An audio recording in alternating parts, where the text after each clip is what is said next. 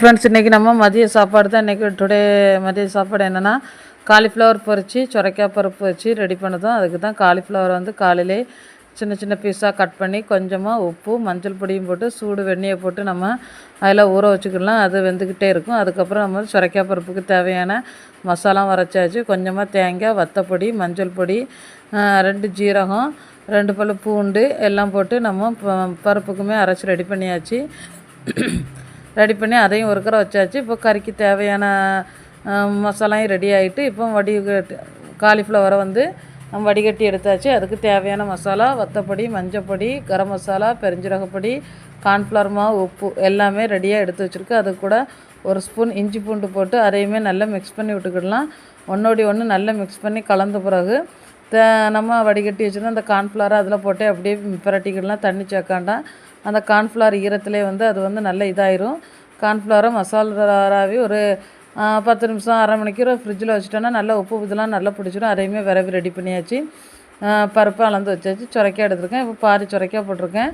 மீதி வந்து என்றைக்குமே வந்து சுரைக்காய் 2ஆக கட் பண்ணிங்கன்னா 3 பக்கத்தை ஃபஸ்ட்டு யூஸ் பண்ணணும். தும்பை வந்து உள்ளே வச்சோன்னா முத்தி போகாது. பருப்பையும் கழுவி ரெடி பண்ணி அதுக்கு வந்து சின்ன வெங்காயம், பூண்டு எல்லாமே போட்டு அதையுமே ரெடி பண்ணி குக்கரில் வச்சாச்சு. இப்போ வந்து சோறு வெந்துட்டுருக்கு. பருப்பு வெந்தாச்சு. தக்காளி எல்லாம் போட்டு ரெடி பண்ணியாச்சு. நல்லா கடைஞ்சி விட்டுக்கலாம். இப்போ அந்த பருப்புக்கு தேவையான உப்பையும் போட்டுக்கிடலாம். அரைச்சி வச்ச மசாலாயும் அதில் ஊற்றி நல்லா மிக்ஸ் பண்ணிக்கிடலாம்.